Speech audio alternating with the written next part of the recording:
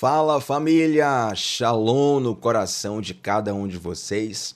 Bem-vindos ao nosso devocional. Abra sua Bíblia comigo no livro de Neemias, capítulo 6. Nós vamos aqui continuar essa série tão preciosa na qual Deus tem falado ao meu coração e ao coração de muitos dos que estão aqui conosco diariamente, de segunda a sexta, 7h30 da manhã, sempre começando o dia mergulhando na palavra de Deus. Se você é novo ou nova por aqui, já te convido a se inscrever no canal, ativar o sininho das notificações e estar conosco diariamente aqui, começando o dia sempre alimentando o espírito com esse alimento espiritual que é a palavra de Deus. Neemias 6, gente, eu quero ler com vocês hoje os versículos 1 até o 3, Neemias capítulo 6, versículos 1 e 3. Hoje nós vamos falar sobre algumas das armadilhas que o inimigo usa para nos paralisar, para nos tirar do foco onde Deus nos colocou. E, gente, como é importante ter esse discernimento espiritual, de antever as estratégias do inimigo, percebê-las, para poder se posicionar diante delas. Por exemplo, antes de lermos o texto, fazer uma pergunta para você. Imagina que você tivesse um superpoder de ler as intenções do coração das pessoas. Superpoder, uma coisa sobrenatural. Alguém se aproxima de você e você consegue ler no coração da pessoa se ela está se aproximando por interesse no que você tem, se ela realmente gosta de você, se ela quer te dar um golpe ou não. Seria algo que nos daria um privilégio muito grande, não é verdade? Nós não temos naturalmente esse superpoder, mas existe algo que a Bíblia chama de discernimento de espíritos. Você pode até estudar mais detalhadamente sobre isso no Novo Testamento, mas tem algumas aplicações também no Antigo Testamento, que é uma graça que Deus nos dá para discernir o espírito que está por trás de uma pessoa, de uma ideia ou de uma ação. Então aqui nós vamos ver um exemplo desse discernimento de espírito e eu oro para que você consiga desenvolver essa ferramenta tão preciosa para a vida de qualquer pessoa nessa terra. Neemias capítulo 6, versículo 1 ao 3 diz assim: Quando Sambalate, Tobias, Gesem o árabe e o restante de nossos inimigos souberam que eu havia reconstruído o muro e que não havia ficado nenhuma brecha, embora até então eu ainda não tivesse colocado as portas nos seus lugares, Sambalate e Gesem mandaram-me a seguinte mensagem: Venha, vamos nos encontrar num dos povoados da planície de Ono. Eles, contudo, estavam tramando fazer-me o mal. Por isso, enviei-lhes mensageiros com esta resposta: Estou executando um grande projeto, uma grande obra, e não posso descer. Por que parar a obra para ir encontrar-me com vocês? O contexto aqui é muito simples de visualizar, né? Sambalate, Tobias, Gesem são nomes de personagens que nesse momento, nessa história, simbolizam inimigos do povo de Deus. Eles estavam irritados com o fortalecimento da cidade de Jerusalém, a reestruturação daquela cidade que tinha um valor cultural, social, econômico, espiritual, étnico muito forte. Então, eles já tinham lançado mão, gente, de muitas estratégias para impedir ou para atrapalhar a reconstrução do muro. Por exemplo, eu separei aqui algumas estratégias que estão registradas até o capítulo 4. Pra vocês terem ideias aqui, algumas só. Primeiro, Neemias capítulo 2, versículo 10. Eles demonstram um desagrado, uma insatisfação. Neemias 2:19, eles demonstram desprezo e zombaria. Neemias 4:1, indignação e escárnio. Neemias 4:2, humilhação. Neemias 4:3, chacota. Neemias 4:8, confusão. Neemias 4:11, violência. Neemias 4:12, boataria. Observe que em todos os momentos, diversas situações vão sendo levantadas para atrapalhar a reconstrução do muro. E aí você se pergunta, Tiago, por que tanta oposição contra essa reconstrução? Eu te repito, tem aqui motivos políticos. Sambalate era governador em Samaria. Tobias Era um príncipe dentre os amonitas, um povo que frequentemente se opunha ao povo de Deus. Tem aqui questões de pessoas que tinham poder naquela região e queriam preservar esse poder. Tem questões culturais, questões étnicas, mas por trás de tudo isso tem uma questão espiritual. Eu não sei se já aconteceu contigo, provavelmente sim, mas você já teve uma amizade de alguém que depois que você fez a amizade, a pessoa falou assim: olha, fulano, eu não ia com sua cara, eu não gostava de você, não suportava você. E hoje, rapaz, por incrível que pareça, a coisa mudou, hoje eu sou seu amigo, sua amiga, a gente se dá tão bem, mas quando eu te conheci, não fui com sua cara. Há quem diga assim: meu santo não bateu com o seu. Né? Impressionante essas coisas.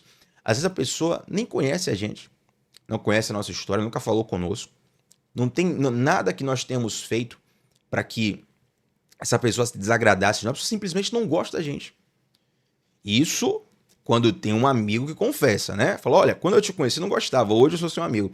Fora aquelas pessoas que sustentam esse sentimento e levam para o resto da vida mesmo.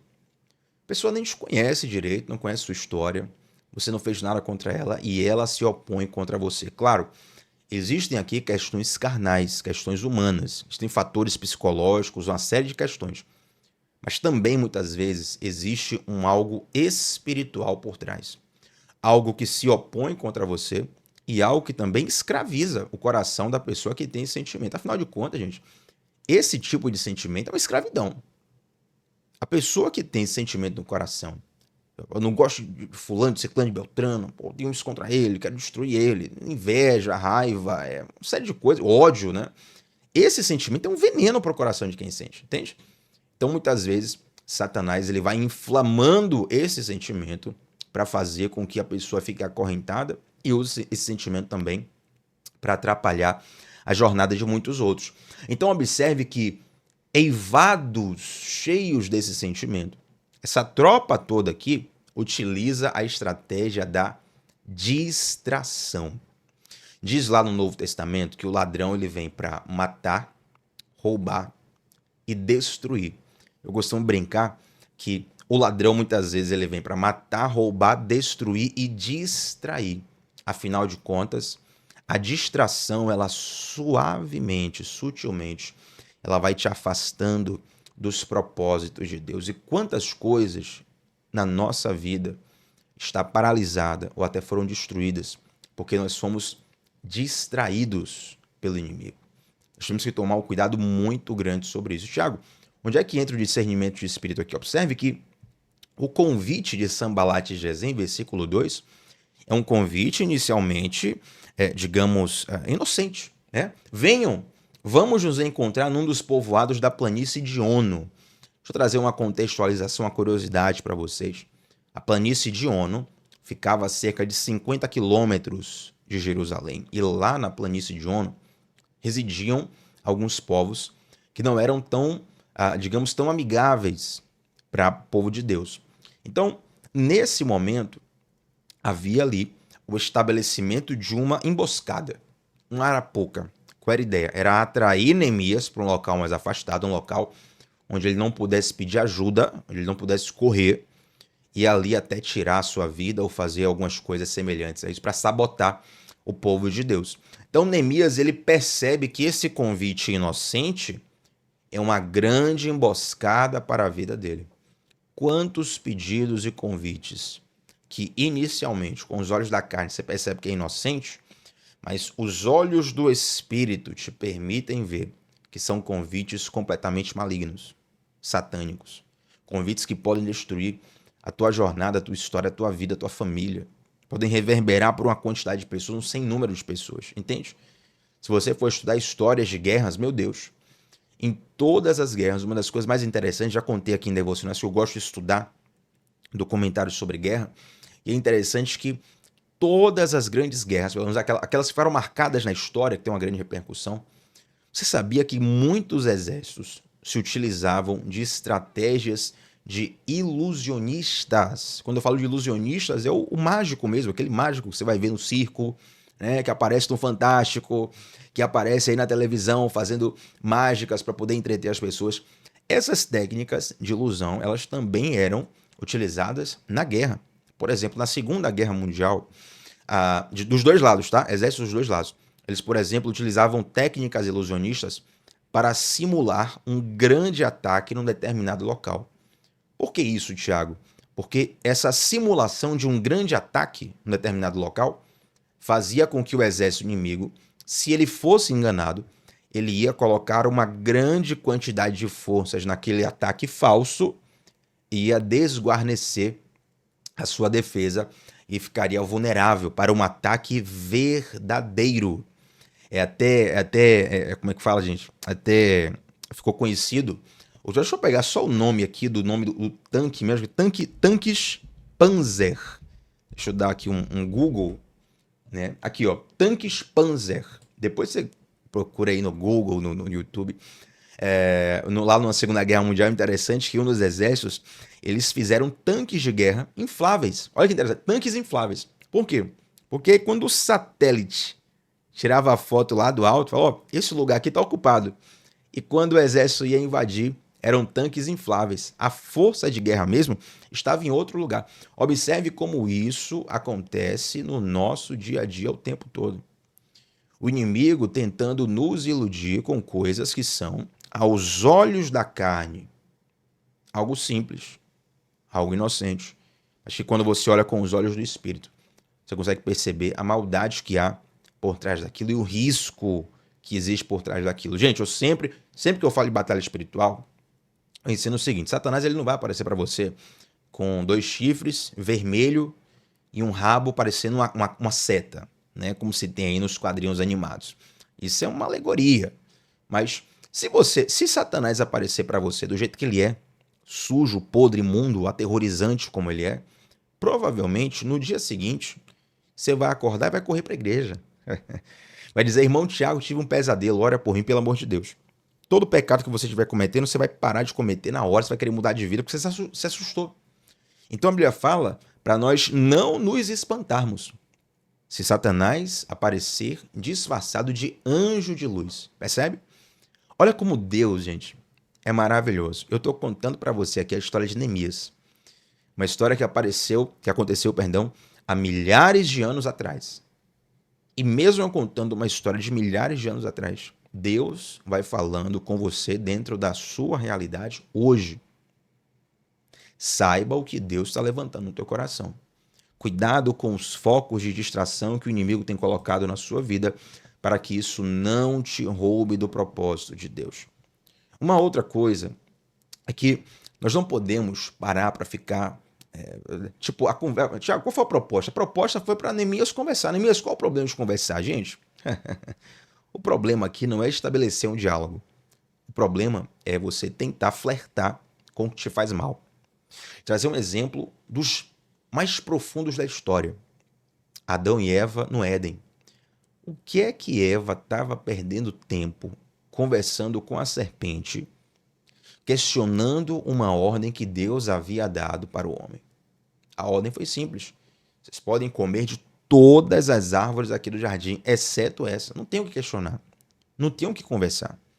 Se Eva não tivesse dado papo para a serpente naquele momento, eu não sei se o ser humano seria incaível até hoje. Tenho minhas dúvidas.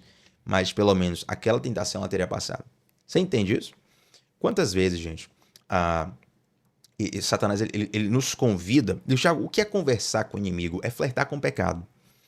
Pecado você tem que cortar pela raiz. Quanto mais tempo você demora de cortar aquilo, mais aquilo cresce dentro de você, cresce ao seu redor e se torna mais difícil de vencer. Se você já teve um vício, seja ele um vício espiritual, um vício assim, de consequência espiritual, né, um vício moral, ou até um hábito que você quer se livrar. Tiago, sei lá, eu comia tal coisa, comia chocolate, quero parar de comer. É uma coisa assim que não tem tanta influência na sua questão existencial. Mas até nessas pequenas coisas, você é viciado em chocolate. O que é mais fácil pra você parar de comer chocolate? É você ficar olhando foto de bolo de chocolate, sentindo o cheiro do chocolate, passando perto toda hora, ou você evitar? É claro que é mais fácil evitar, entende? Dessa mesma forma, Satanás ele nos convida para flertarmos com o pecado, ou ou muitas vezes, Satanás faz com que nós venhamos nos distrair com aquilo que não é pecado, mas que nos afasta da presença de Deus. É engraçado que lá na carta aos Hebreus, o apóstolo diz assim, o apóstolo, na verdade, a gente não sabe quem foi o autor de Hebreus, né? Alguns dizem que é o apóstolo Paulo, outros dizem que não, às vezes no vício do costume eu falo apóstolo assim, mas na verdade não se sabe quem escreveu Hebreus. E o autor, ele diz assim, ó, nós precisamos nos livrar do pecado e do embaraço que nos rodeia. Qual a diferença de pecado e embaraço? Pecado é aquilo que você já sabe que é errado. Embaraço é aquilo que, mesmo não sendo errado, atrapalha o teu propósito. Entende? Tem um jogador muito famoso no futebol atual, conhecido mundialmente, né? Atacante da seleção francesa, chamado Dembélé. Esse cara é muito talentoso, rápido, driblador, muito talentoso. E Dembélé, ele teve uma época da carreira dele que ficou muito paralisada por lesões. Toda hora ele lesionava. Passava muito tempo lesionado. Voltava a jogar, logo lesionava de novo. Voltava a jogar, logo lesionava. E interessante que Dembélé, olha só, jogadores brasileiros, a gente tem muito exemplo de jogador que se perde, por exemplo, de farra. Né? O cara virou noite, o cara tava ingerindo bebida alcoólica, que pro corpo de um atleta é terrível, o cara tava, enfim, né? As histórias mais macabras possíveis. Dembélé, ele fala que o problema dele é que ele perdia a noite jogando videogame. Ele era viciado em jogar videogame. Vou fazer uma pergunta pra você, gente. Jogar videogame é pecado? Eu, pelo menos, penso que não. Talvez tenha alguém aí que tenha um pensamento diferente, mas eu penso particularmente que não. Mas para o propósito profissional dele, ele é um atleta de alto nível, um jogador mundialmente conhecido. Jogava nessa época, inclusive, no Barcelona, que é um dos clubes mais conhecidos do mundo. Para ele, aquele jogar videogame estava chegando a fazê-lo perder noite. E aí, se você perde uma noite, você não precisa nem ser atleta de alto nível para saber o dano que isso traz para o seu corpo. O processo de recuperação fica prejudicado. O seu avanço físico fica prejudicado. Enfim, uma série de coisas que acontecem.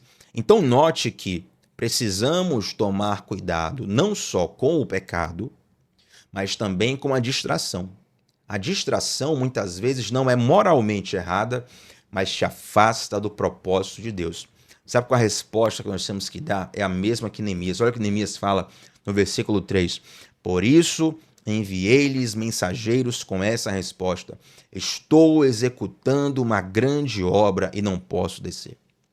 Todas as vezes que algo vier distrair você e te afastar do propósito, você tem que lembrar para o seu próprio coração, que lembrar para a sua própria mente. Estou envolvido numa grande obra.